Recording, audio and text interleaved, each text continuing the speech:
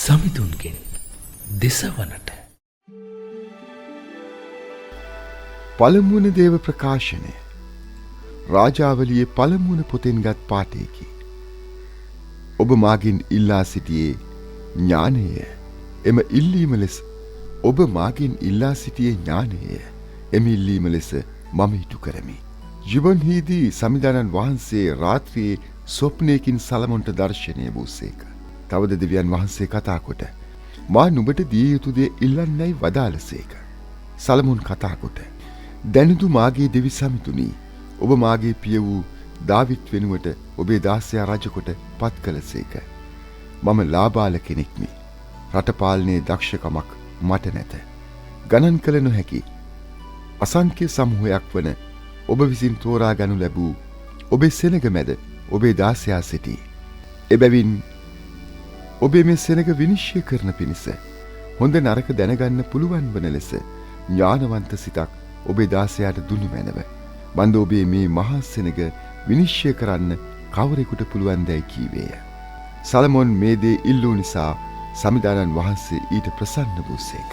දෙවියන් වහන්සේ කතා කොට නුඹ දීර්ඝායුෂ ඉල්ලන්නේවත් ධන සම්පත් ඉල්ලන්නේවත් නුඹේ සතුරන්ගේ ජීවිතය ඉල්ලන්නේවත් නැතිව විනිශ්චය තේරුම් ගැනීමට ඥානය ඉල්ලූ බැවින් බලන්න මම නුඹේ ඉල්ලීම ලෙස ඉටු කරමි.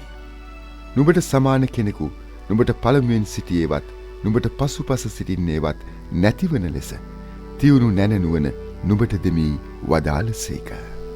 දේව වාක්‍යය නම් මෙසේය.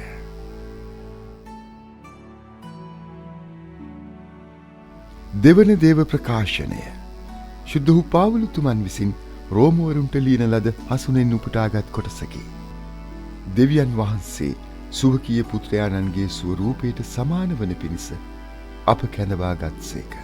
තවද දෙවියන් වහන්සේගේ අදහස ලෙස කැඳවනු ලැබූවන්ට එනම් උන්වහන්සේට ප්‍රේම කරන අයට සියල්ලෙහිදීම උන්වහන්සේගේ යහපත පිණිස ක්‍රියා කරන බව අපි දනිමු.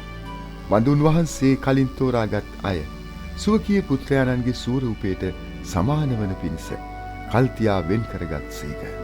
එසේ කළේ තමන් වහන්සේගේ පුත්‍රයාණන් බොහෝ සොහොයුරන් අතර ජ්‍යෙෂ්ඨයාණන් වන පිණිසය. එසේ කලින් තෝරාගත් අය උන්වහන්සේ කැඳවා ගත්සේක. කැඳවාගත් අය උන්වහන්සේ දමිතු බවට පැමිණ වූ අය උන්වහන්සේ මහිමයට පැමිණ වූසේක. දේව වාක්‍යය නම් මෙසේය. ශුද්ධවර මතෙව්තුමන් විසින් ලියන ලද සුවිශේෂ වාක්‍යය නම් මෙසේය. ඔහු තමා සන්තක සියල්ල විකුණා ඒ කෙත මිලදී ගත්තේය.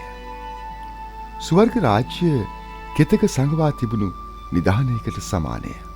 එක්තරා මිනිසෙකුට ඒ සම්භවිය.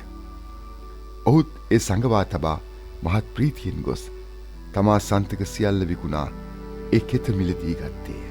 ස්වර්ග රාජ්‍ය අගනා මුතු සොයා ගිය වෙළෙන්දෙකුට සමානය.